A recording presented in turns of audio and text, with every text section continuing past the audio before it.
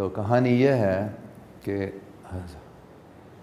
1934 میں جب قائد اعظم محمد علی جناح رحمۃ اللہ علیہ لنڈن میں تھے اور پھر وہ واپس آ گئے تھے انڈیا، ممبئی میں پہنچے تھے، تو ان کے سب سے قریبی دوست علامہ عثمانی صاحب، شبیر احمد عثمانی صاحب، جنہوں نے سب سے پہلے پاکستان کا جھنڈا اٹھایا تھا، پوچھا تھا قائد اعظم سے کہ ہم سب بہت خوش ہیں آپ واپس آ گئے ہیں، کیوں ایسے؟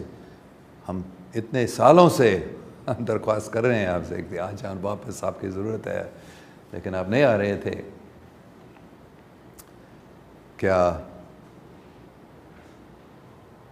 علامہ میرے سب سے پہلے فیورٹ لائن، علامہ اقبال نے کوئی شاعری لکھی جس کی وجہ سے آپ اس لیے واپس آئے، یا لیاقت علی خان نے آپ کو، یا اور کسی نے؟ کیوں آپ؟ کیونکہ ہم سب آپ کو واپس لانے کی کوشش میں لگے تھے اور آپ نہیں مان رہے تھے، اور پھر ابھی آپ پہنچ گئے ہیں جلدی سے، شکریہ۔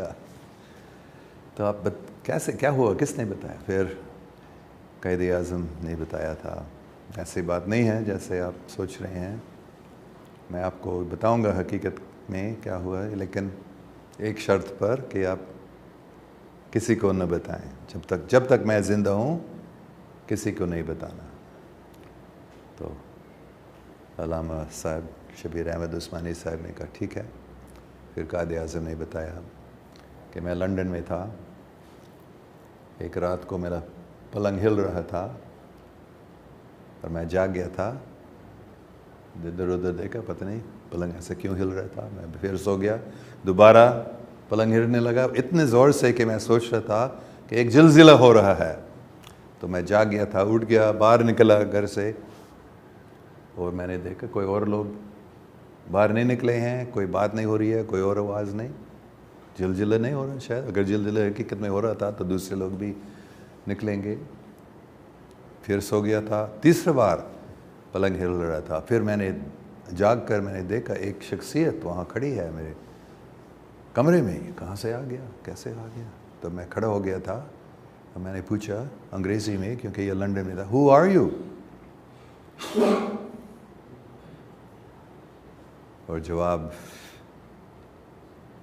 انگریزی میں، اول درجے کے آکسفورڈ انگریزی میں، I am your profit Muhammad.